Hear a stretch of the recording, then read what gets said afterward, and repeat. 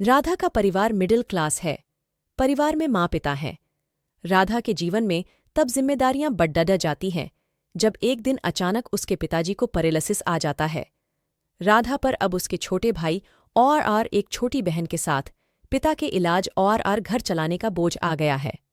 Radha graduate है, वो अब नौकरी करके सारे घर की जिम्मेदारी अच्छे से संभाल रही है।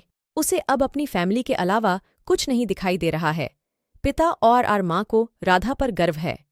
राधा ने इस दौरान कई अच्छे रिश्ते को मना कर दिया। राधा को पता था अभी उसकी जिम्मेदारी बढ़ी है। वो अपने घर को ऐसी हालत में छोड़ कर शादी नहीं करना चाहती थी, और फिर पता नहीं शादी के बाद कैसा परिवार और पति मिले। इन सब बातों को देखते हुए अभी वो शादी से दूर रहना चाहती थी। इन रिश्तों में से कुछ उनके रिश्तेदार ने बताए थे, इसलिए रिश्तेदार अब राधा से थोड़ा जलने लगे। उन्होंने राधा के लिए अपनी एक सोच बना ली थी। उन्हें लगने लगा था कि राधा बड्ढी घमंडी हो गई है। इस कारण अब रिश्तेदारों ने भी धीरे धीरे बात कम कर दी। एक लड्ढीका कुछ दिनों से राधा को फॉलो कर रहा होता है। लड्ढीके को राधा अवॉइड करती है। लड्ढीके का नाम केशव है। केशव राधा को दूर से ही देखता रहता। कभी उसने ज्यादा पास आने की कोशिश नहीं की।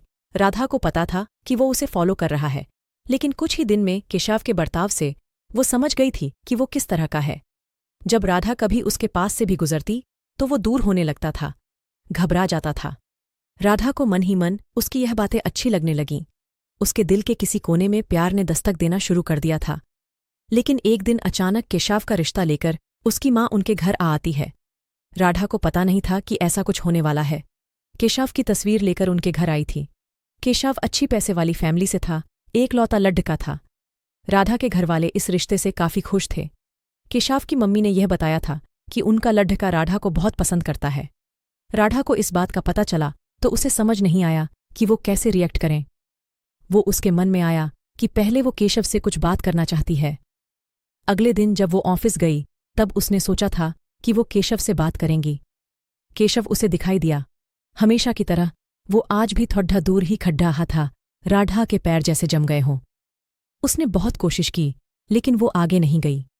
आज राधा की आंखों में एक अलग ही शर्म आ गई थी। लेकिन फिर ऐसा कुछ हुआ कि राधा की बची कुछ ही हिम्मत भी टूट गई। केशव अपने साथ एक कट आउट लाया था जिस पर लिखा था, प्लीज मैरी मी। राधा यह देख पिघल गई। राधा के माता पिता भी इस रिश्ते को लेकर खुश थे। राधा को भी लगा कि शायद यही वो लड्डी ढीका है जिसे वो ढूंढ रही थी। इन्हीं सब बातों को ध्यान में रखते हुए उसने शादी के लिए हाँ कह दी। राधा खुश थी। उसके मन में केशव से बात करने की इच्छा थी, लेकिन केशव की तरफ से कोई पहल नहीं होने के कारण वो भी चुप थी।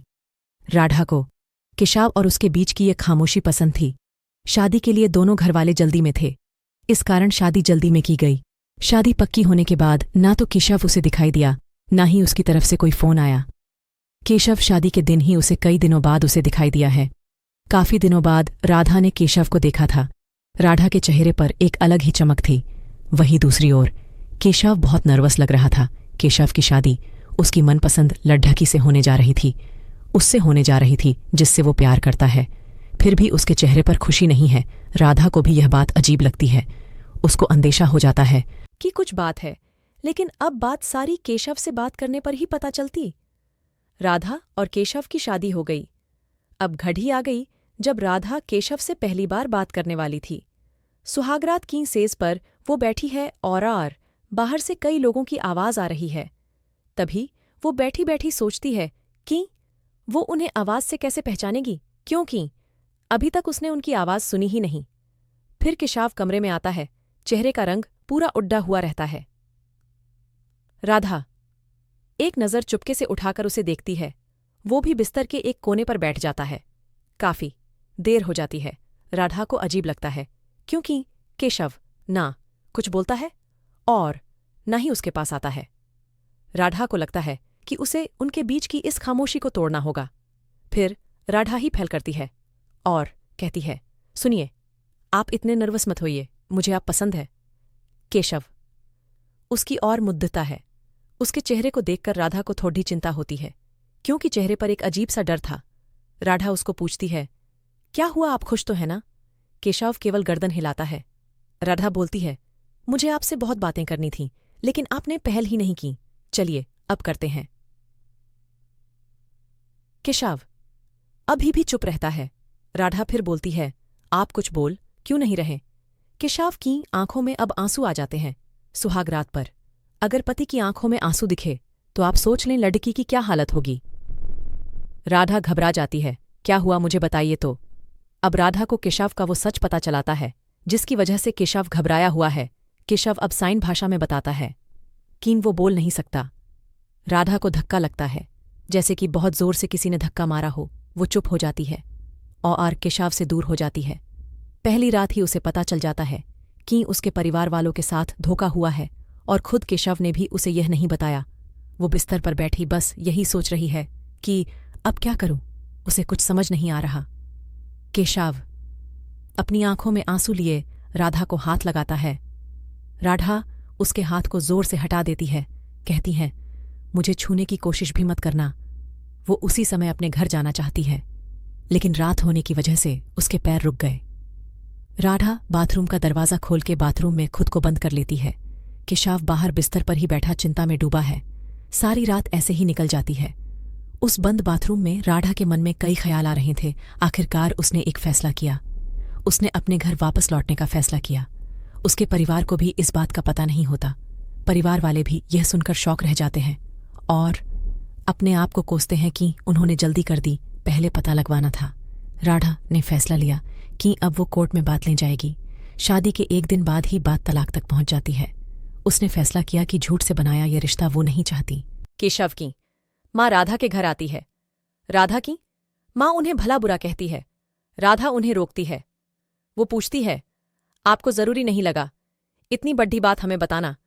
केशव की माँ नीचे मुँह कर और चुप रहकर सारी बात सुन रही है। केशव की माँ कहती है कि मैं माँ अपने बेटे का भला ही चाहती हूँ और उसके पिता भी नहीं है। वो राधा को पसंद करता है, इसलिए वो राधा से शादी करना चाहता था। मैंने हिम्मत की बोलने की, मगर मैं कर नहीं पाई। फिर मुझे डर भी लगा, क्योंकि पहली बार उसने कुछ करने को कहा। उसने तो मुझे बोला था कि तुम्हें सब बता दूं, और मैं चाहती भी थी, लेकिन नहीं कर पाई। मैंने केशव को भी झूठ बोला कि तुम मान गई, लेकिन शादी के पहले उसे पता चल गया कि मैंने उसको झूठ बोला है। तब तक देर हो गई थी, इसलिए वो खुश नहीं था। राधा, शायद तुम मुझे समझ पाओ। राधा अभी भी गुस्से में है। वो बोलती है कि मुझे केशव के ना बोलने से कोई प्रॉब्लम नहीं है। गुस्सा इस बात का है कि आपने धोखा दिया, झूठ बोला, और वो मुझे बर्दाश्त नहीं। तलाक की बात से ही रिश्तेदार तो राधा और उसके परिवार की इस हालत पर खुश है। उसने सोच लिया था कि वो केशव से तलाक लेंगी और इसके लिए उसने कानूनी कार्रवाई शुरू भी कर दी। कुछ दिन उसके इन्हीं बातों में निकल गए। राधा अब अपने घर पर पहले की जीवन शैली पर लौट आती है। वो जॉब पर जाती है और कुछ दिनों बाद फिर केशव उसे दिखाई देता है, दूर से ही। बस अब वो राधा को देखता है। राधा के ऑफिस के बाहर वो लगातार आता है। 15 दिनों तक राधा उसे अवॉइड करती है। फिर एक दिन उसके पास जाकर बोलती है, अब ये सब करने से कुछ नहीं होगा और मैं नहीं चाहती कि तुम कुछ नाटक करो, इसलिए यहां आना बंद कर दो, समझे? राधा की बातें वो सुन रहा है। वो राधा को इशारों में काफी पीने को कहता है, लेकिन राधा वहां से चली जाती है। केशव ने अब यह रोज का काम बना लिया। एक दिन फिर वही केशव खड़ा रहता है। राधा उसके पास जाकर कहती है, क्या चाहते हो? अब तुम मेरी जिंदगी खराब तो तुमने कर दी। केशव फिर काफी का इशारा करता है। राधा कहती है, काफी पीकर मेरा पीछा छोड़ दोगे? केशव गर्दन हाँ में हिलाता है। पास के ही एक रेस्टोरेंट में टेबल पर दोनों आमने सामने बैठे हैं। केशव अपने फोन में कुछ मैसेज टाइप करता है। राधा उसको देख भी नहीं रही है। राधा के फोन में मैसेज आता है। केशव का लिखा होता है, sorry but I really love you so much. कोई भी बोलने वाला तुम्हें मुंह से ज्यादा प्यार नहीं कर सकता, और बात तो झूठी भी कोई कह सकता है, लेकिन आंखें हमेशा सच बोलती हैं। एक बार मेरी आंखों में देख लो, फिर तुम्हें जो सही लगे वो करना। राधा का सारा गुस्सा मैसेज पढ़ते ही चला गया। वो धीरे से अपनी आंखें उठाकर केशव की आंखों में देखती है और उसकी आंखों से आंसू निकल आते हैं। वो अपने आंसू को रोक नहीं पाती। फिर वो उसी संकट में पड़ीडीएच जाती है जहां उसके सामने कई सवाल रहते हैं। केशव टेबल पर रखे राधा के हाथ पर अपना हाथ रखता है। राधा बोलती है, अपनी इमोशनल लाइन और भोली शक्ल से तुम्हारी गलती नहीं छिप जाएगी। अब दोनों के बीच में एक अजीब सी चुप्पी बन गई। केशव को लगता है कि राधा ने उसे अभी भी शायद माफ नहीं किया। वो अपना हाथ राधा के हाथ से हटाकर जाने की कोशिश करता है, लेकिन इस बार राधा उसका हाथ पकड़ लेती है। बोलती है, पहले ऐसी बात नहीं लिख सकते थे, मुझे आज तक कभी किसी ने ऐसे नहीं समझाया। वो खड्डी होती और केशव को बोलती है, चलो मेरा सामान वापस लाना है मेरे घर से, अब तुम ही उठाकर ले जाओगे। केशव उठकर राधा को हक करता है। गीले शिकवे मिटाकर इस तरह उनके नए जीवन की शुरुआत होती है।